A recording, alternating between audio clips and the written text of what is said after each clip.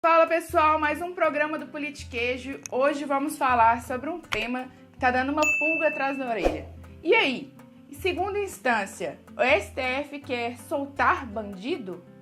Bom, gente, siga a gente em todos os nossos canais. A gente tá aí no Spotify, no YouTube, no Instagram, no Facebook, no Twitter.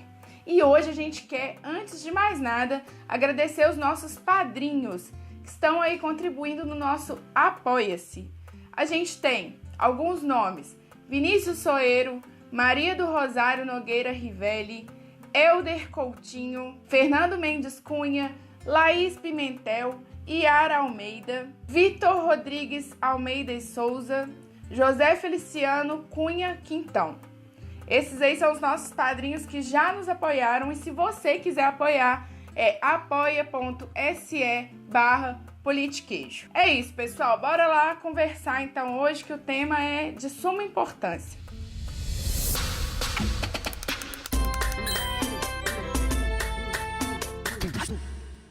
Hoje vamos direto ao ponto, sem pestanejar, porque o tema é importante demais.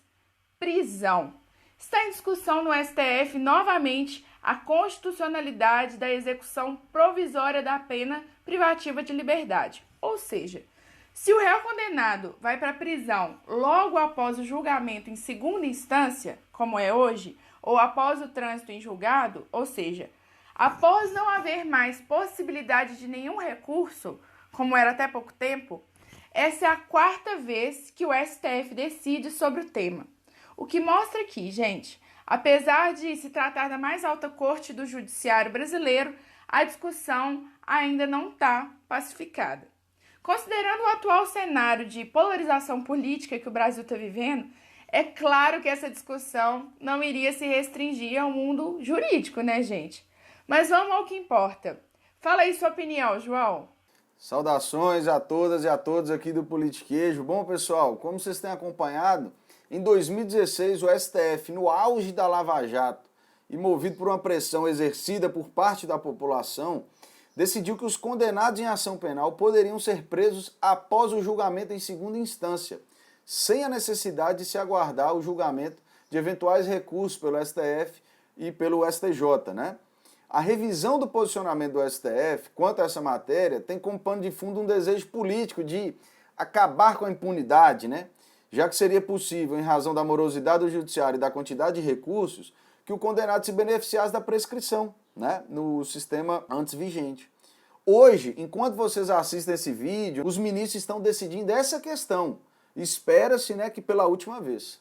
E por que dizemos se tratar de uma revisão? Bom, como a gente disse, o atual julgamento já é a quarta vez que o Supremo se manifesta sobre esse tema, porque a primeira discussão ocorreu lá em 2009, na decisão do HC 84078, quando o STF decidiu, já previsto na Constituição, que o réu só poderia ser considerado culpado após o trânsito em julgado, o que impediria a execução provisória da pena.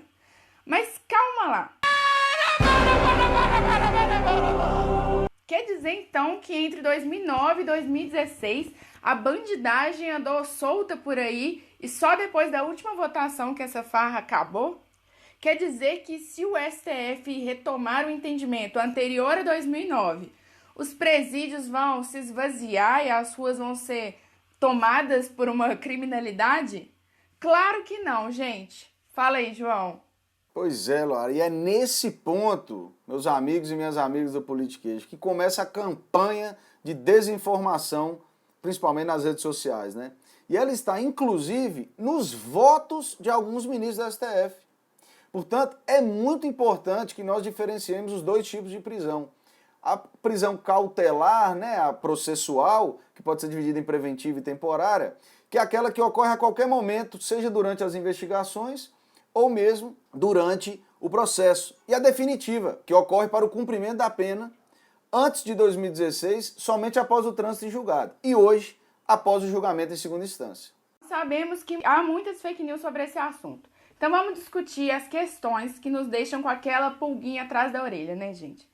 A prisão preventiva é aquela utilizada para os casos previstos no Código de Processo Penal, em que se faz necessário garantir a ordem pública e da ordem econômica por conveniência da instrução penal ou para assegurar a aplicação da lei penal. Portanto, gente, havendo necessidade, o acusado pode ser preso desde a fase das investigações até o momento em que tiver que definitivamente cumprir a pena. Por exemplo, um acusado de cometer crime em série ou que destruiu provas durante o processo ali. A gente pode dizer que ela não é obrigatória em qualquer caso, mas que cumpre o seu papel de resguardar a sociedade do que eles chamam de maiores riscos quando esses existem. Pois é, então, qual o motivo de todo esse alvoroço se já existe a previsão de pena preventiva, né, para os casos que a gente citou aqui? Bem, a sociedade brasileira vem sendo entendida por muitos estudiosos do direito e das ciências sociais como uma sociedade vingativa, punitivista, né? Isso significa que para a nossa sociedade não basta um julgamento justo com punição justa. Tem que haver um justiçamento. Não raro, grande parte da população se mostra favorável à execução sumária realizada por policiais ou até mesmo os próprios civis, né, que realizam linchamentos. O brasileiro médio sempre quer vingança no estilo lei do talião, olho por olho, dente por dente. Ladrão, manda matar. Corrupto, manda matar. Nem vamos dizer aqui que a maioria dos destinatários desse senso de vingança são os negros e os pobres, né, gente? O povo brasileiro, infelizmente, quer resolver todo tipo de situação com base no encarceramento. E esse pensamento é, sim, refletido na nossa legislação e, sobretudo, nas decisões judiciais, mesmo aquelas proferidas pelas cortes superiores, né? É isso aí, João. A gente pode tratar isso aí com muita calma nos próximos programas. O que a gente quer dizer aqui é que não se justifica abrir mão da reputação jurídica, né, às grandes cortes em troca de qualquer respaldo popular. Ocorre que o Supremo não é palanque, nem é um órgão plebiscitário. Ele deve cumprir de toda forma a Constituição Federal. A mídia, que deveria prestar um papel de esclarecer esses fatos à população, ela entra no jogo político e ela contribui muito com a desinformação. O Merval Pereira, por exemplo, Um ator pornô também. ele andou dizendo em seu blog no Globo que a mudança na jurisprudência do STF, que permite a prisão após segunda instância, iria beneficiar também estupradores, pedófilos e todo tipo de bandido, e que seriam colocados nas ruas milhares de condenados por crimes graves, né? Tipo zumbis andando por aí. A Globo News com o Sandenberg e até o Roberto da Mata também andaram falando esses absurdos. Então vamos lá explicar. João, isso é verdade? Laura, não, isso não é verdade, né? Novamente, vamos citar aqui o professor jurista Lênio Streck, que fez um excelente artigo sobre o tema no site Conjur, Consultor Jurídico, né? E que deixaremos o link aqui na descrição do vídeo para vocês. Ele coloca de forma muito enfática a mudança de entendimento do STF, que a mudança de entendimento do STF não resultará na soltura de gente a roda aí, como eles estão dizendo. Isso porque a decisão não resultará proibição de prisão em segundo grau e nem em primeiro grau. Ou seja, se houver motivos para prender, haverá prisão preventiva, como explicamos antes. Também não será automático poder recorrer em liberdade até o esgotamento dos recursos no STJ e no STF, como nunca foi. Ao contrário, se o STF mantiver um entendimento até então vigente, que já existe desde 2016, disso resultará que todos os condenados em segunda instância, mesmo os que ainda possam recorrer, irão automaticamente para a cadeia, ainda que possam recorrer para as instâncias superiores, que são justamente aquelas que analisam ilegalidades e eventuais nulidades do processo, como temos visto acontecer na Lava Jato, e ainda que o réu estivesse solto, então por não haver requisitos para a prisão preventiva.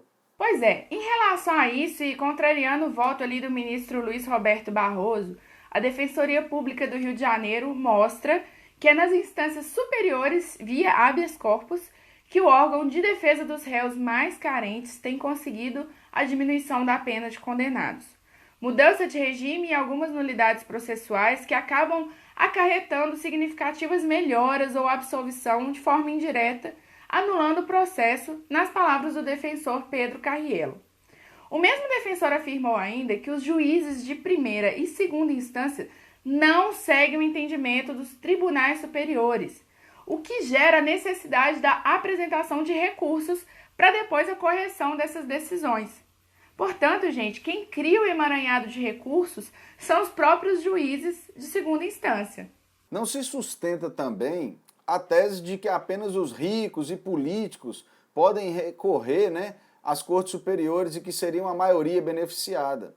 Além da Defensoria Pública ser responsável por quase metade dos recursos interpostos, de acordo com o levantamento publicado no site do Grupo de Prerrogativas, dos 27.779 recursos da Defensoria, em 12,28 houve diminuição de pena e em 8,44 houve alteração do regime prisional.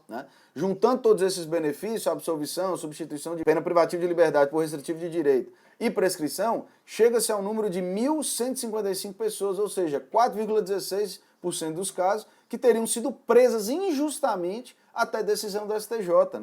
Em se tratando de liberdade e decisões injustas, é um número muito expressivo, gente. Se pensarmos em um judiciário justo e ideal, a ideia é que o Supremo volte a respeitar a garantia constitucional da presunção de inocência.